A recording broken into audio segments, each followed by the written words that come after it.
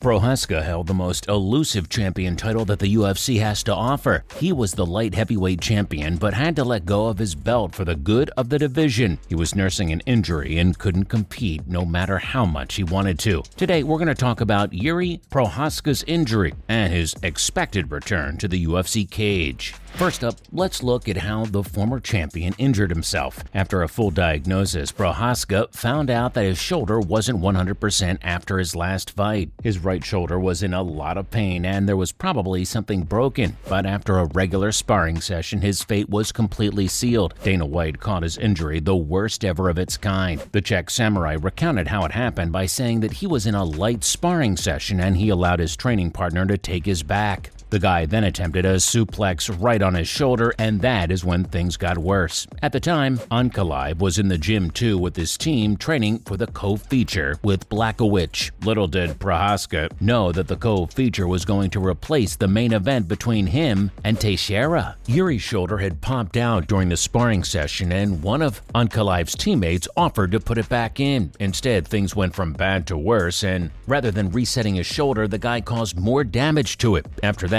they were all rushed to the hospital. The UFC president pinned the responsibility for Prochazka's injury on Ankalaev's guy, who tried to play doctor in the gym. He said that the move ripped the S out of it and destroyed it. White went on to chastise fighters trying to fix injuries in the gym, urging them to go straight to the hospital instead. The former champ didn't assign any blame on anyone. He called it his own mistake because he lost his focus. Next up, how TJ Dillashaw influenced Prochazka not to fight. Believe it or not, even after popping his shoulder out completely, the Czech samurai was more than willing to go back in the octagon. He thought he could compete and win against Teixeira in the title bout. In his mind, he had already solved the fight despite his injury. His initial game plan was to go in and end the fight in the first or second round, to be inside the cage for as little time as possible and avoid as much damage to his shoulder as he can. But then he remembered the story about TJ Dillashaw at UFC 280. So to be professional and humble and to show the respect his team, the UFC, and his opponent deserved, he didn't go through with that plan. Dillashaw fought the bantamweight champion Aljamain Sterling at UFC 280 with a badly damaged shoulder. He hadn't revealed his injury beforehand and was stopped in the second round. In doing so, he angered the UFC and Dana White, and this was something Prochazka wasn't willing to risk. Although, if that whole Dillashaw scenario hadn't played out, the Czech samurai isn't completely sure if he would have withdrawn from his title defense, but it's all behind him now. He wanted to go into that fight because he genuinely believed that he could win, and he probably wouldn't have if it wasn't for the Dillashaw incident. Now let's talk about how difficult it was for Jiri to vacate his title. Letting go of a championship title can't be easy for any champion, and Prochazka wasn't an exception. After just 3 fights on the UFC stage, he was named the light heavyweight champion, but as we all know it wouldn't last too long. The former champion didn't want to go into too many details about his vacating the belt, but he was convinced by the UFC directors that the show must go on, and he respected their decision. He obviously wanted to retain his title and remain champion even with his injury. Prochazka was willing to take a fight to defend his title despite a mangled shoulder. That's how much it meant to him. UFC President Dana White called Jiri a stud for respecting their decision and giving up the belt. The Czech samurai said in an interview with the MMA Hour that it ultimately doesn't matter as long as it's what's best for the light heavyweight division and UFC as a whole. He believes it'll make it even better for him because he aims to be the best fighter in the world and not just his weight class. For now, he's biding his time recovering, and he's going to take it once again when he's back to full power. Coming up, the curse on the UFC's light heavyweight title continues. Ever since John Jones was stripped of the title back in 2015, UFC's light heavyweight division has been a mess. There have been fighters trying to claim and keep the title, but so far none have succeeded. Dominic Reyes, Israel Adesanya, Jan Blachowicz, and Glover Teixeira have all failed in one way or another. Prochazka seemed to be the hope who'd end the dry spell, but his horrific shoulder injury meant that he too had to take a back seat. The Czech samurai's injury set in motion a fight between Magomed Ankalaev and the former champ, Jan Blachowicz. Blachowicz for the empty throne, but once again fate laughed, and we ended up with a split draw result, leaving the belt vacant still. The fight itself was such a slugfest that it left little motivation for UFC to run it back, so next month in Brazil we'll see Blachowicz have a go at the title once more against Jamal Hill at UFC 283. Some people see this as things working out for Prochazka, but that's not the victory lap he wants to take. He released the title and is working on recovering and getting back to the octagon. To him, it matters little what people think of him being the deserving champion. He's focused solely on claiming his title for real. Next, let's see what Prochazka felt about Blachowicz versus Ankalaev. Much like the rest of us, Deniso was left largely unimpressed with the light heavyweight title fight that took place at UFC 282. He felt that the two fighters didn't risk as much during the bout and that they didn't give 200% to get the title. He went on to say that for him, fighting in the UFC is fighting for his life. It doesn't matter if it's a title fight or not, the modern-day gladiators must give it their all. Many viewers thought that Ankalaev did enough during the fight to seal the deal. Blachowicz, in an interview inside the octagon, admitted that he was expecting to see the Russian get his hand lifted as the victor of the 5-round bout, but in a tweet later, the Polish fighter seemed to have changed his mind about the fight. He felt as if he lost the fight, but that the draw was the correct decision. Now, in other news, the eventual return of the Czech Samurai. First off, let's talk about what Prochazka feels about his injury. Jiri Prochazka can't wait to get back inside the octagon. The man has the heart of a champion for sure. He was relatively silent after being pulled out of UFC 282, but in the recent interview he gave to the MMA Hour, the Czech gave us a prediction about when he can resume training and move closer to his return. Deniso believes that he can be back inside the cage in 6 months. He feels that he can get himself fixed in 3 or 4 months and restart his training. Prochazka also revealed that a lot of experts around him are telling him that he must take his time during the recovery. They're giving him a time frame of 8 to 9 months to completely get back in shape, but the Czech Samurai knows his body. He ended it by saying that it's all just a prediction right now and it's probably too soon to say. He'll keep working on his recovery and show everyone what he can do and what is best for him. Whether he makes his return in 6 months or 9 months, fight fans would be waiting for the return of the uncrowned light heavyweight champion with bated breath. No one wants him to make a hasty return when his shoulder hasn't healed properly, only to end up with an even worse injury. Moving on to what Dana White thinks about Prochazka's return. Prochazka, rushing back to the octagon, goes against what Dana White wants for him. The UFC boss wants the former champion to take his time and get to 100% before returning. But what we know about fighters is that they rarely listen to people telling them no, and the Czech is raring to get back to competition as soon as he can. On the Paddy Pimblett podcast, White revealed that he was in the meeting when they were discussing Prochazka fighting again and how the Czech started saying that he can be back in 5 months or so. The doctor was with him too, and he told Jiri to be realistic about it because it was the worst injury of its kind he had ever seen. The UFC boss also told Prochazka that there was no pressure on him to return so soon. He also told the Czech Samurai that he should be taking his time to get the right kind of surgery and healing completely. Dana then added that same night, Prochazka, true to his Samurai honor code, decided that he wasn't going to hold up the division and gave up his title. White expects Jiri to be on the sidelines for some time to recover properly. He still thinks that Prochazka will be regarded as the best fighter in the light heavyweight division and he'll get his shot at the title once he's healthy again. Finally, what's next for UFC's light heavyweight division? With Prochazka out,